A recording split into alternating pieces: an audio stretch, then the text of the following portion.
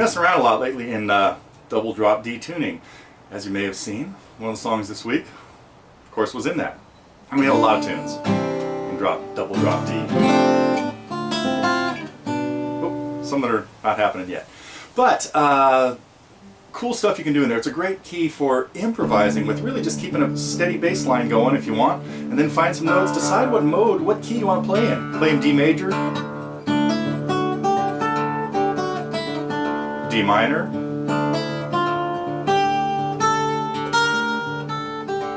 maybe Dorian.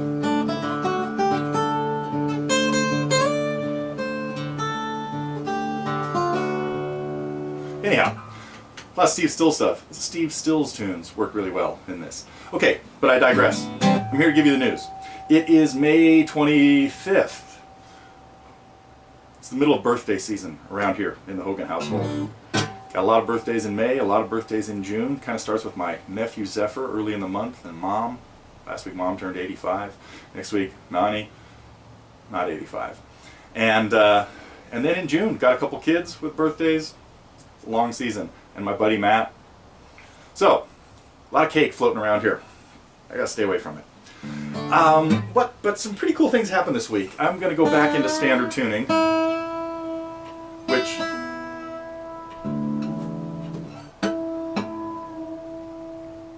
and hope we're close there, because I got a few other things that I might want to play.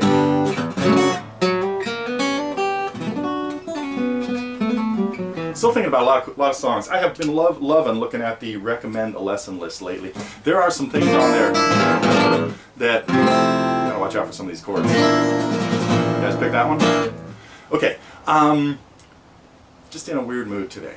I'm kind of got a lot of things to do, and I'm really excited about them. And some of it is fun lessons I'm working on, but I can't tell you too much about that. They have to be surprises. So, but what did we do in songs? Oh, we had a little Jerry Garcia this week for the Target program.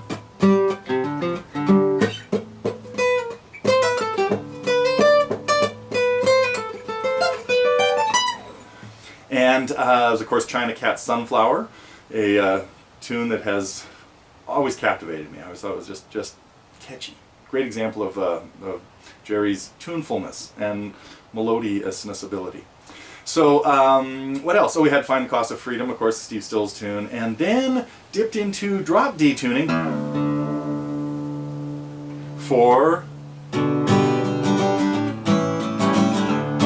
Bob Dylan.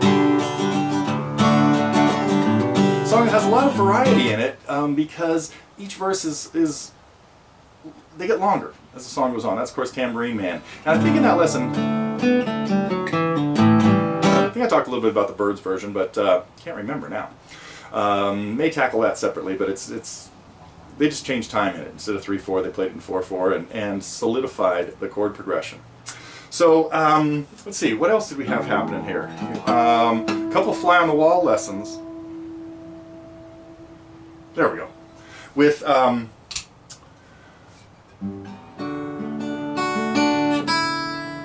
this is what happens with the guitar. Got to retune all the strings when you do silly things like that. I should not go in and out of different tunings when I'm doing the news. Who cares? Anyway, had Kevin working on Brain Damage, nice little finger picking tune. And then Fred, if any of you have tried Beginnings,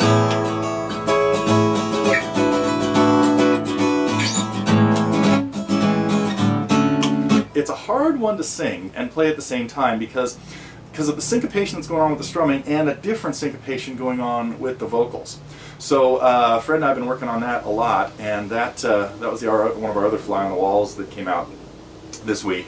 So I hope people get hints out of that. I mean, singing a lot of songs, many songs are very difficult to sing with while you play them, and sometimes it's a good idea to break it down to what word do I have to be on at what.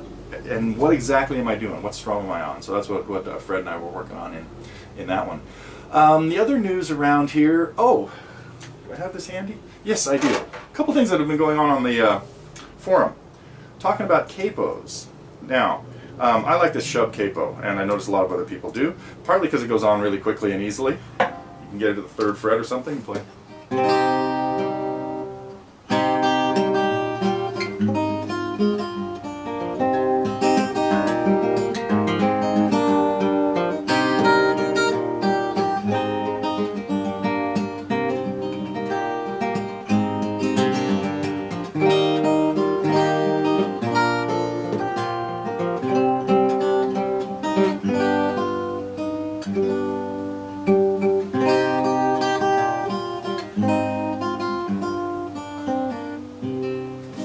Anyway, lots of songs sound really good, capo at the 3rd fret.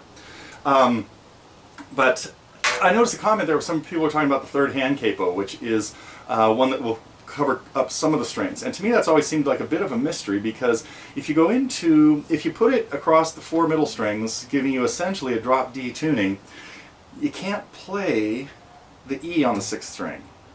So you've lost a note by doing that. So if somebody could, I'd like to hear some of the positive things. I mean, what you can do with these 3rd hand capos that again cover some of the strings that doesn't limit other stuff. Now, maybe that's the case. It limits certain things, but it makes a lot of other things easy, like playing in an open tuning. So anyway, okay, I think that's about. Oh no, I did have to put out a very special mention of what is going on with the banner, because it has made its way across the Pacific and is down under. Well, it may not. Yeah, it probably is still there. And it's just been fun to watch the saga of the banner. It's kind of like the Rolling Stones never-ending tour or something. I think this thing has been out on the road for almost a year now. I believe it was June when this whole thing got rolling last year. And it has just taken on a life of its own. Of course, we had a little scare with it a while ago there where it was missing in action. Somebody found it at UPS somewhere. And if you haven't seen Michelle's video about this, you got to check it out. So it's a joy to watch. Nice little tour of Sydney, and then kind of fits right in with Bob Dylan Week. She does a great version of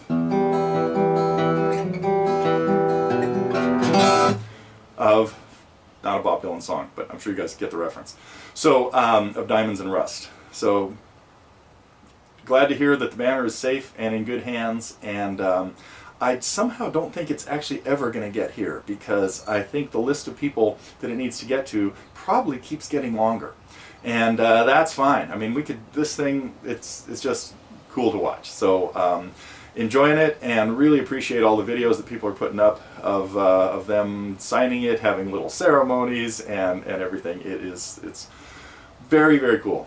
So, well, I think that's it for this week. I am mostly because I'm really excited about getting working on a lesson that I can't tell you too much about them, but because sometimes they don't exactly materialize the way I want them to.